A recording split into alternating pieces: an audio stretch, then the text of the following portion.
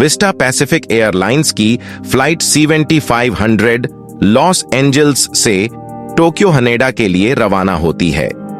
विमान में सवार यात्रियों में ये 2 छुट्टियां मना रहे जोड़े हैं।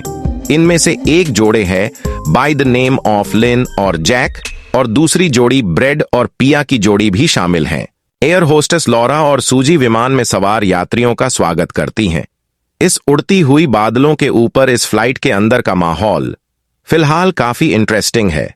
लोग इस सफर के लिए एक्साइटेड हैं, लेकिन खुशी से खिलती हुई इन चेहरों को ये मालूम नहीं था कि आगे इनके लिए कितनी अजीबोगरीब सिचुएशन बनने वाली है। यहाँ पर टेक ऑफ के कुछ घंटों बाद ही फ्लाइट के अंदर में उथल पुथल मच जाती है और फ्लाइट में मौजूद लोगों में से एक को घबराहट सी होती है और अचानक से उसके मुंह से कुछ ज्यादा ही खून की वोमिटिंग होने लगती है और तुरंत ही उस आदमी की मौत हो जाती है। ये तो बांस शुरुआत थी, आगे इससे भी बदतर हालत होने वाली है इस फ्लाइट की। ये सब देखकर पास में बैठे पैसेंजर्स की हालत टाइट हो जाती है। उधर कॉकपिट के अंदर फ्लाइट को चलाने वाले कैप्टन पीट को ये सब होता हुआ अजीब सा लगता है, इसलिए वो जल्द से जल्द किसी सुरक्षित एयरपोर्ट पर लैंड करने की योजना बनाते हैं। इस समय वो जापान के एक एयरपोर्ट के नजदीक थे, इसलिए वो जापान के टोक्यो एयरपोर्ट की तरफ निकल पड़ते हैं वहां लैंड करने के लिए। इधर पैसेंजर्स बोगी में फर्स्ट क्लास के यात्रियों को इकोनॉमी क्लास में ले जाया जाता है और उस मारे हुए आदमी का नाम लांस है। लांस के बॉडी को फ्लाइट के फर्स्ट क्लास में रखकर ही बंद कर दिया जाता है। अब एयर होस्टेस लॉरा सबको पीने के लिए पानी बांटने लगती है, सबको रिलैक्स होने के लिए कन्वेंस करती है कि तभी अचानक लॉरा पानी को प्लास्टिक की बोतलों से गिरते हुए देखती है और जल्दी से सभी को अपनी सीट बेल्ट बांधने के लिए अलर्ट करती है, क्योंकि केबिन का प्रेशर कम हो जाता है और शायद इसी कारण से बोतल से पानी नीचे गिर रहा था। सीटों के ऊपर हर एक पैसेंजर्स को ऑक्सीजन मास्क दिए जाते हैं, लेकिन उनमें से एक भी काम नहीं करता है। यानी कि ये सारे ऑक्सीजन मास्क जो उस समय मौजूद थे फ्लाइट के अंदर, वो सारे खराब थे। अब यहां अगर फ्लाइट के केबिन में आए तो को पायलट बेहोश हो जाता है। केबिन के फर्श पर घना धुआं भर जाता है।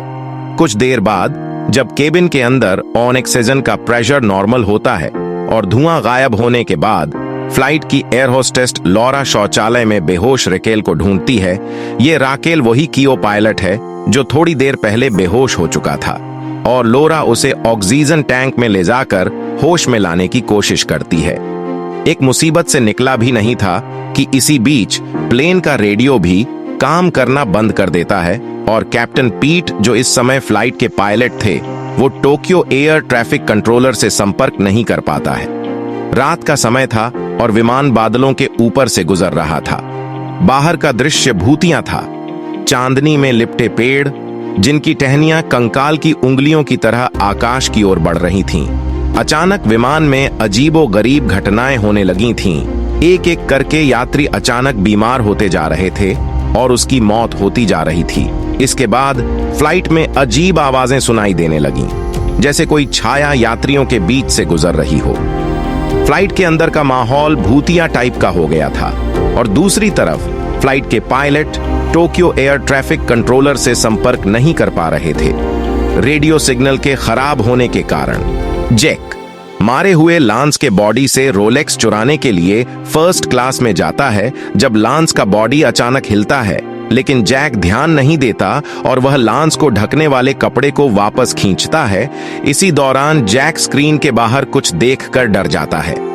सूजी को पता चलता है कि लांस का शरीर और जैक दोनों ही गायब हो गए हैं। दूसरी ओर जब लॉरा ने अपने विमान के बगल में एक F-16 लड़ाकू जेट को उड़ते हुए देखा और पीट को सूचित करने के लिए कॉकपिट को फोन किया, तो उसने जवाब दिया कि कोई भी लड़ाकू जेट मौजूद नहीं था। ब्रैड का इन पलाइट टीवी शो डिस्टॉर्टेड हो जाता है और लांस की एक छवि दिखाता है, जिसे लीज अपने लैपटॉप स्क्रीन पर लांस के प्रतिबिंब को देखकर चौंक जाती है। रेकल गर्भावस्था परीक्षण करने के लिए वॉशरूम लौटती है और राहत महसूस करती है कि यह निगेटिव निकला, वरना अगर ये गर्भावस्था परीक्षण पॉजिटिव निकलता तो उस बच्चे को भी खतरा हो सकता था। खैर, लांस की छवि उनकी स्क्रीन पर दिखाई देने पर लोग उसके सामान की तलाशी लेने के लिए प्रेरित हो जाते हैं। उसके कैरी ऑन के अंदर मल्टीपल हेयर ट्यूब्स हैं जिन पर महिलाओं के नाम टेप से चिपके हुए हैं। वे लांस के छोटे लकड़ी के बक्से को खोलते हैं और एक डेथ डॉल पाते हैं जिसके बारे में जैसिंटा बताती है कि यह एक शिनगामी है, एक ऐसा प्राणी जो लोगों की मृत्यु के बाद उनकी आत्माओं को इकट्ठा करता है, लेकिन केवल तभी जब आत्मा किसी इंसान के अंदर बंधी हुई न हो। विमान के अंदर का माहौल डरावना हो गया। यात्री घबराए हुए थे और किसी को समझ नहीं आ रहा था कि क्या हो रहा है। कुछ ने इसे सिर्फ एक बुरा सपना माना, जबकि दूसरों ने इसे अपनी आंखों से देखा। अंततः विमान के कर्मचारियों और यात्रियों ने मिलकर आत्मा को शांत करने की कोशिश की। उन्होंने समझा कि आत्मा को शांति चाहिए और उन्होंने प्रार्थना की और उसकी आत्मा की शांति के लिए प्रार्थना की।